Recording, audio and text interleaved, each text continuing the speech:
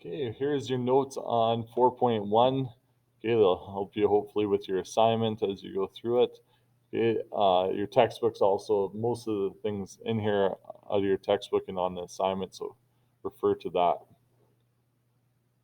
All right, so 4.1, sorry, is gravitational forces due to the Earth. So we've talked a little bit about gravitational forces and G and everything we've done so far. So now we're just going to focus a little more on it.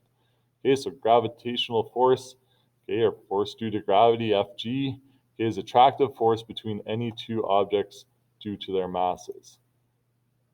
Okay, and so or like the Earth has a gravitational force that pulls us towards it. Okay, so it always exists in pairs, an action and a reaction pair. So the action would be the force due to gravity, okay, and then the reaction is kind of the Earth is pushing us up with the same that we're pulled down towards the Earth. The same amount of force, okay, which is equal to Fg. Okay, Fg we've talked about force due to gravity or gravitational force. Okay, is equal to our mass times g, which is the acceleration due to gravity. Okay. Another name for gravitational force is weight. Again, it's measured in newtons. M is mass in kilograms, and g is acceleration due to gravity. Okay. Our mass is the one thing that can't change. So, like whatever your mass is, that's going to stay the same. Depending on where you are, okay, the further away from the center of Earth, this acceleration will change. So, like we say on the surface of the Earth, this is 9.81 meters per second squared. Okay, but if you're on the moon, you're going to have a different g or acceleration due to gravity. If you're on a different planet, okay, or even if you're just a little bit further away from the Earth. Okay, gravitational mass, okay, is a mass measurement based on comparing the known weight of one object to the unknown weight of another object.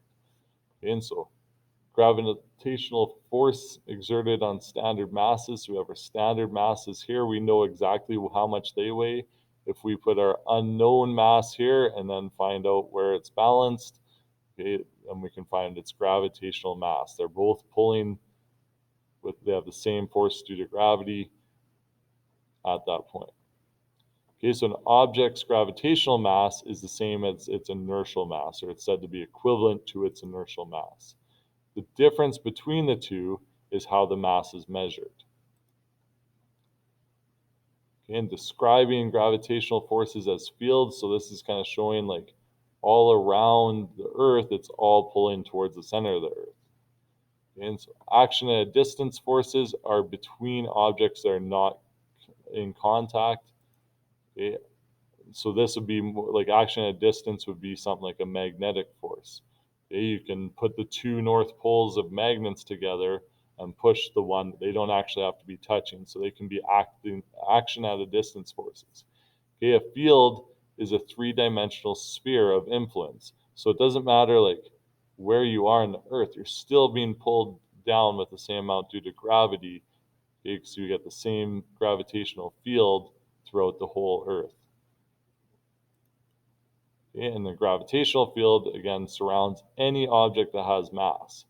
Okay, and so if you think of how big the Earth's mass is, okay, we're all being pulled towards that. We also have our own gravitational fields. They're so small, and we'll calculate them a little more later in this section, but that, like, yeah, ours are so small that we don't feel it. It's not like if you're sitting next to someone else and you get sucked over to them.